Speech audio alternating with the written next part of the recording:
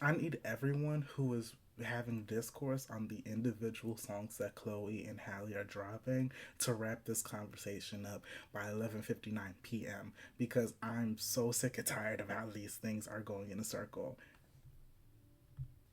Welcome back to Cake Radio by CakeDive. How are y'all doing? I hope y'all are doing well.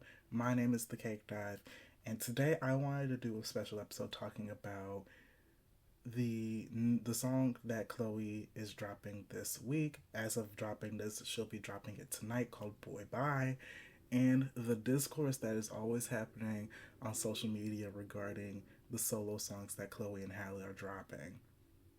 So, in case you don't know, Chloe's dropping a new song this week.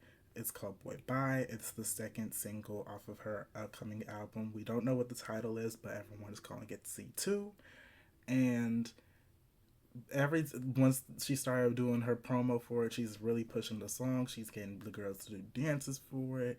She did a live stream teaching her fans how to dance to the song. She's been doing tweets, being more active on Twitter, talking about using the hashtag boy bye. She's really trying to get people hyped to tune into this song.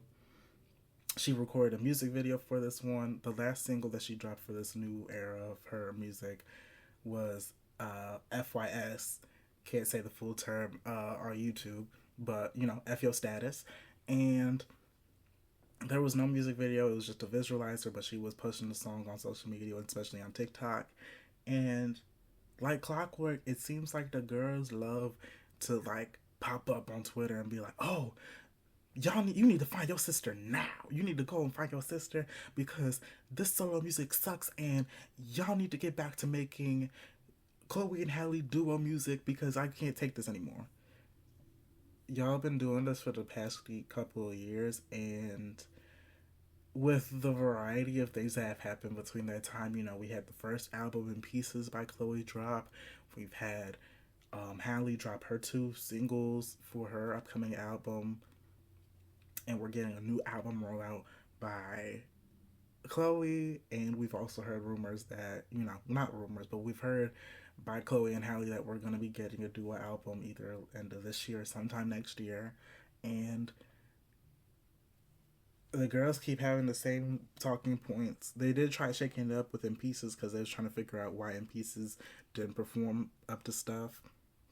And I'm so excited to say that I feel like I have the number one opinion on this since I sat back and let y'all yap for like 3 decades. What felt like 3 eons.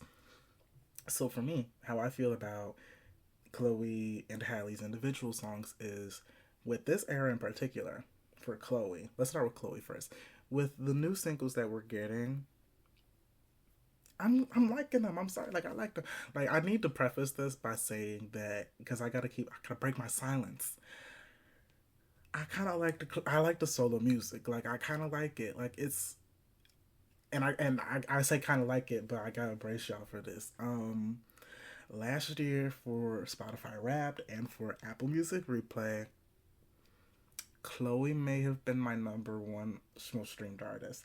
Like before y'all click off, listen, listen, listen, listen. Like it's fun music. Like is it great? Absolutely not. But is it fun? Like yes. And the girls seem to forget that like every artist gotta go through they like flop era before they succeed. Like the girls gotta kind of tough it out, especially with the pop and R&B girls. Like there's a lot of work that kind of has to go before they kind of switch up and earn sort of this main stage of recognition.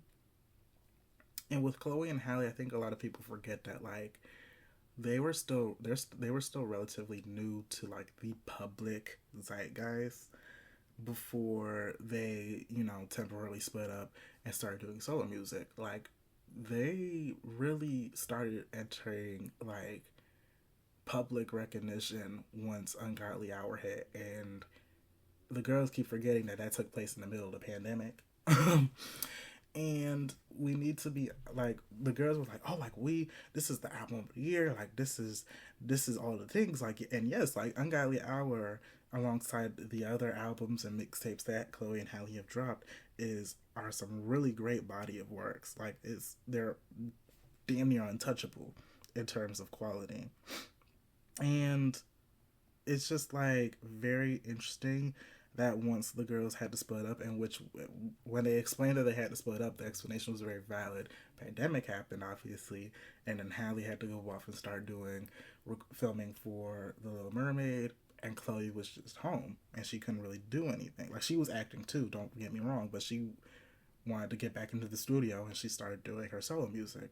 So we had the pre there's like three different eras so far for Chloe. We had the pre and pieces singles, which were Have Mercy, Treat Me, single, surprise. Why did I say single? Treat Me, surprise, um, and For the Night featuring Lotto. Then we had in pieces. We had the singles. We had um, Pray It Away, How Does It Feel featuring Chris Brown, and Body Do, and then Cheat Back in Pieces as singles as well. And then the album, of course. And now we have the C2 era, in which we have F Your Status and now Boy Bye.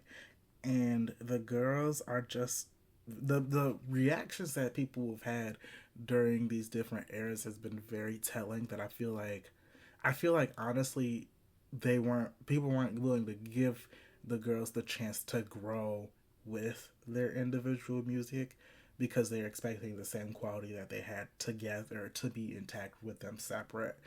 Um, and I feel like that's just crazy. Like, let's be honest here. Like, obviously, like they're two great people who, as a duo, work really well.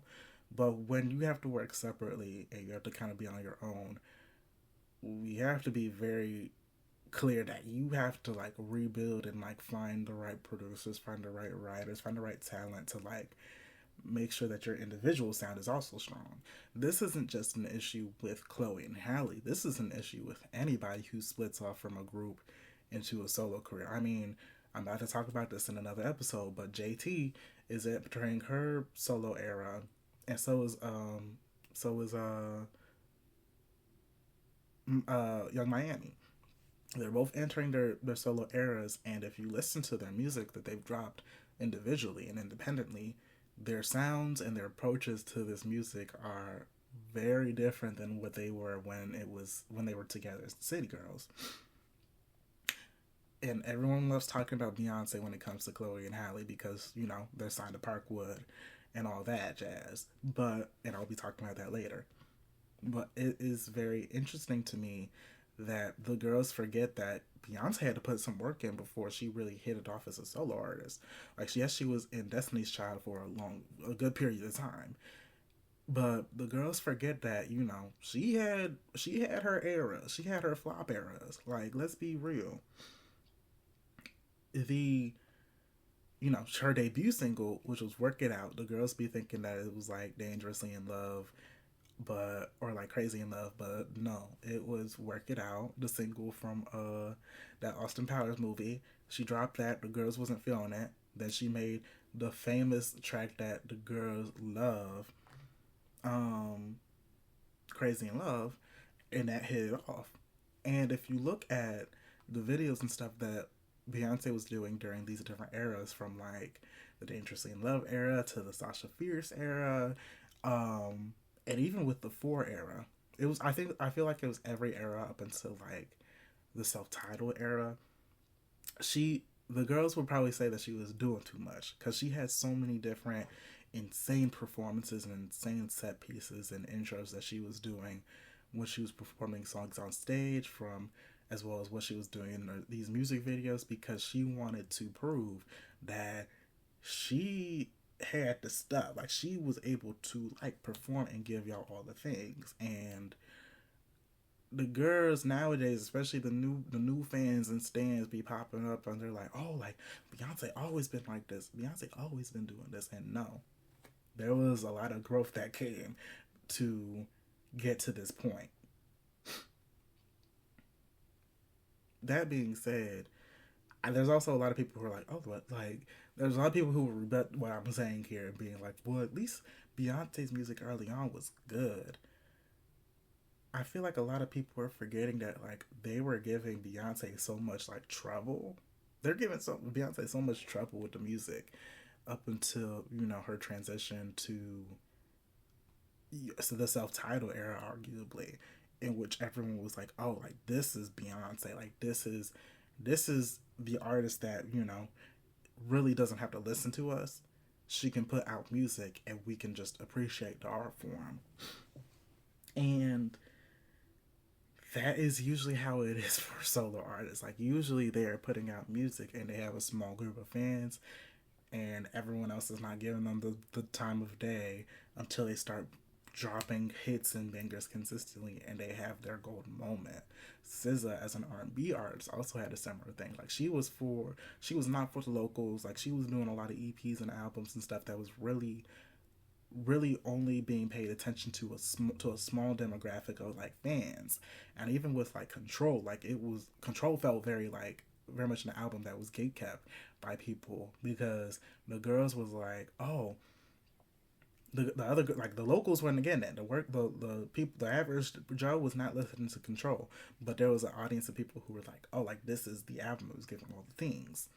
Then when she dropped her most recent album, SOS, that was like her biggest performing album. That sent her and skyrocketed her into the public, eye. And now she is like an artist that everyone's paying attention to. Like she dropped Saturn recently, and that was a single that she did one performance for during like the Grammys with MasterCard. The girls was asking her to drop it. She dropped it as a surprise, and it still charted in like the top 10, I believe. So it's the fact that like she's now at a point where she really doesn't have to like put too much effort in, as long as the music is consistently good and it's giving all the things, and people are going to tune in. Chloe and Halle were only, again, with their like duo music, they really had to like kind of fight to get to that point because the mixtape didn't get there. The Kids Are Alright kind of started getting there and reaching some sort of like small fan base because the people were paying attention to them. The music was hitting. The girls that got it. The girls that didn't. They was doing a lot of songs for different films and shows. They were on Grownish. They did the song for A Wrinkle in Time that was also on the Kids Are Alright. There was just a lot of like they, but again, like the music was like, it was really only known by like a small demographic of people. Like people weren't in the public just talking about Chloe and Halle like that until Ungodly Hour. And this brings me to my other point. The girls that are saying that like their music is flopping clearly and are bringing up charts when it comes to the solo music clearly forgot how the duo music performed. Let's look at Ungodly Hour. Let me pull up these receipts for y'all. Forgive Me was one of the singles off of Ungodly. Let's look at the singles actually. They had 3 singles. They had Catch Up, Do It, and Forgive Me. Forgive Me was the last single they had, and that hit their highest peak position was number 7 off the U.S. Bubbling Under Hot 100 singles, and number 10 on Hot R&B, and 28 on New Zealand Hot Singles. Do It, which I think was their like that felt, for a lot of people, that felt like their biggest hit off of the album. The girls gagged by Do It, and I sure did too. I remember where I was when Do It dropped. I was like, ooh, ooh, ooh, this is how we do. That had a peak position of 63 on the Billboard Hot 100, 23 on the Hot R&B and Hip Hop Songs chart, number 6 on the R&B and Hip Hop Airplay chart, 17 on US Rhythmic, and 75 on Rolling Stone Top 100, and then 135 on Global 200. So, and where's Catch Up? Did Catch Up even chart? Maybe because I'm trying to look this up.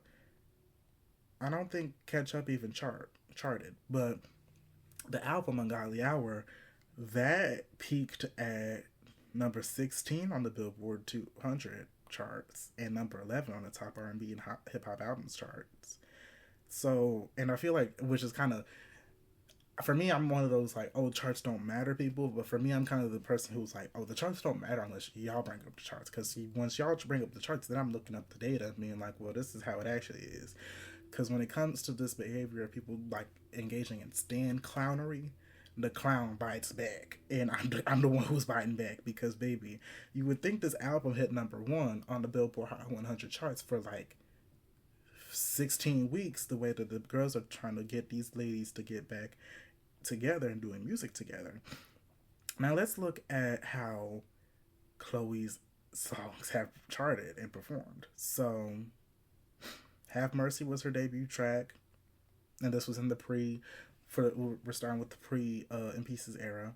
That peaked at 28 on the Billboard Hot 100. Number 3 on the Hot R&B Songs chart, 19 on the top 40 on the mainstream top 40, number 3 on US Rhythmic, 10 on R&B hip hop airplay.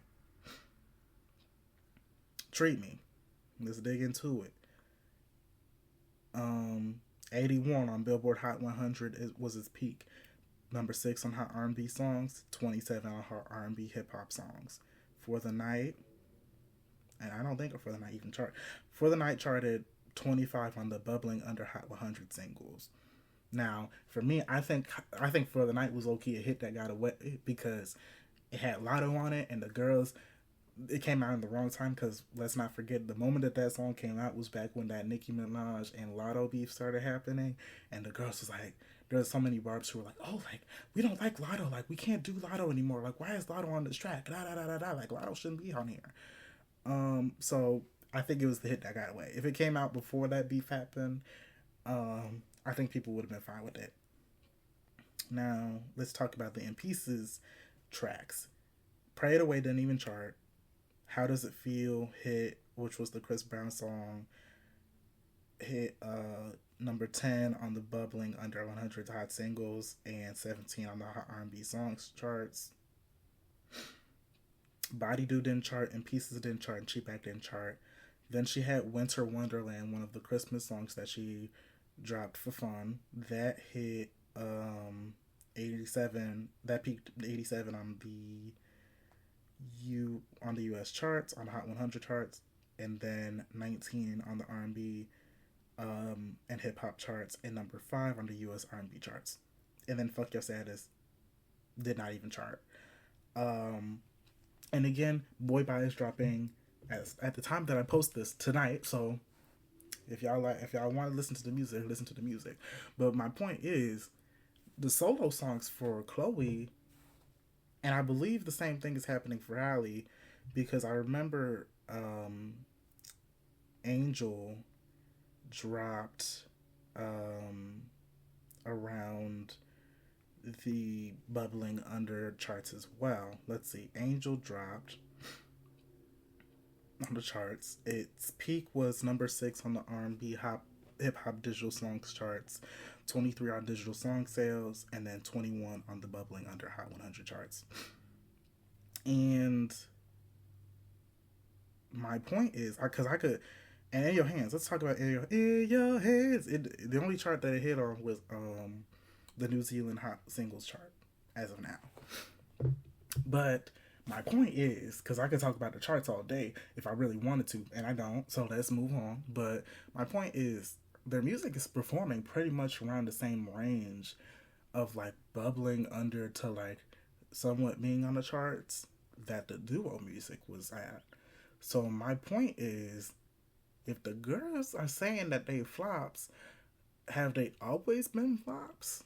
I personally wouldn't say that, but the way, if we're going off the facts of the charts, y'all, they're in the same range. Like it hasn't really been that much of a difference in terms of performance. Like they've had their bubbling unders, they've had their stuff on the charts, especially hitting some peaks on the hip hop and R&B charts. So I don't know where the girls are getting the flop allegations at, but I don't think they're too much of a flop. Now I think that they definitely can get more into the charts and reach 1%, what?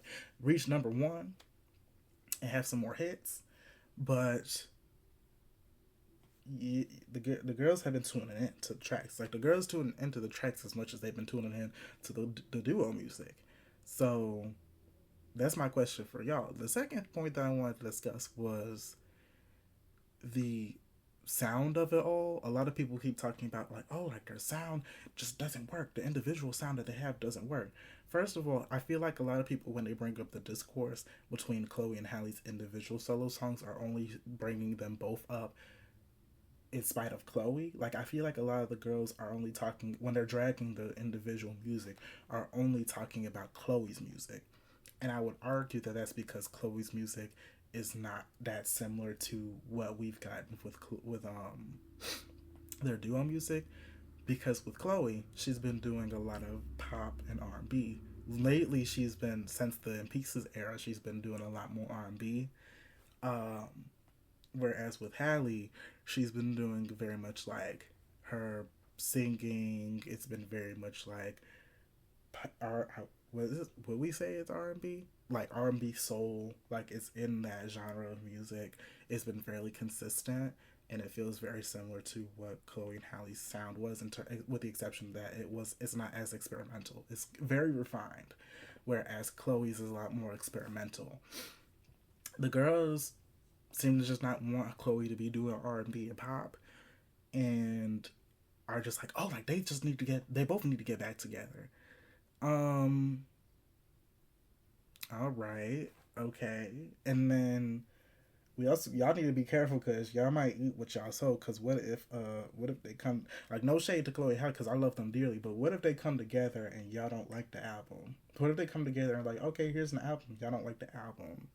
Then what are y'all gonna do? Because y'all keep begging them and yelling at them and damn near cussing them out, saying that they need to come back together because their individual music suck. What if y'all come back and that album don't give? I'm not trying to put that out there, but I'm just saying y'all might need to eat crow.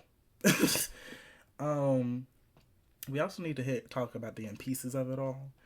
The In Pieces album was definitely, which was released by Chloe last year at the time of recording, was definitely the album that kind of exploded this discourse of, Chloe and Halle's solo music and the critique and like discourse behind that, because there were some rough singles and it was like a very strange release strategy. Arguably, they were just kind of dumping out singles back to back. It was like, oh, we had Pray It Away, and then like a month later we had How Does It Feel, which people were already critiquing because Chris Brown's Evil Ass was on the track. And then people like Body Do was kind of the hit that got away, I would say. Like Body Do was a hit. Like the girls love Body Do online, but it didn't really chart anywhere. And I just think that was like, I feel like that was the hit that got away from the album. And then the other songs didn't chart either because they were more so like promotional tracks for once the album released. And I listened to the album obviously because I'm like head Clover over here, but like I would say that the album isn't great. It isn't good, honestly, because it is definitely an inconsistent album. There's definitely kind of shifts between what I can tell Chloe was trying to say with the album, with it being a very like, oh, like this is a sad album, like this is me kind of pulling my heart out about like heartbreak and stuff like that, to R&B pop. Like it seemed like she was a bit unsure and just kind of experimenting with the sound. And it, like, again, like there's some good songs on the album that I feel like got away from people because they weren't trying to give it a chance. And there's also a lot of songs on there that are like, ooh, like this shouldn't be on this album, or like they just aren't good enough in terms of her, in comparison to her other solo songs that she's dropped. And again, when that album released and it didn't perform up to stuff, I feel like people were not trying to give that album a chance. Like I feel like because people already were critiquing Chloe and saying that she was doing too much, because she was being silly, and she was like being like, she was silly, and she had videos online of like her being like quirky and like seductive, and the girls was just like the girls were like, oh, that's weird. Like, you being strange, when it was just her being silly and having fun, I guess. Like, I feel like people were not going to give the album a chance, or were not going to let up from her unless it was like number one Billboard Hot 100 debuting album, which just wasn't going to happen for a solo debut. Like, you rarely see that happening. Um, and then you had the very stupid discourse. Like, I'm getting mean in a second here, but there was this really stupid discourse that was coming in which it was, oh, like, the album didn't do well because Beyonce didn't promote it, or Parkwood didn't promote it, or the album label didn't promote it. Here's what I think happened, because there's multiple parties that are involved, but Beyonce is not one of them. Beyonce is only really involved in the somewhat of the creative aspect, because we have heard in interviews that Chloe actually reached out and got reached out by Beyonce saying that Surprise should be one of her singles that she should drop in the pre and Peace era. So we know that Beyonce has some involvement, but it's not in a release. It's definitely not in a release date um, type of way. I think for the most part, the issues that came from the release of the album came from Chloe herself, because I mean, she's the one who made the song. She's the one who put the song album out, and not and Columbia, which is the label that distributes music from Parkwood, which includes Beyonce, Chloe, and Halle individual, as well as their duo group. Um, it's very obvious that I think a lot of the issues came from whether it was the music choices themselves or from the label. And the girls were trying to point out Beyonce and be like, oh, Beyonce should have promoted the album on our social media pages or done some more promotion for this album. Y'all clearly don't know what y'all talking about, because they didn't. Beyonce never did that with when Chloe and Halle were a duo group.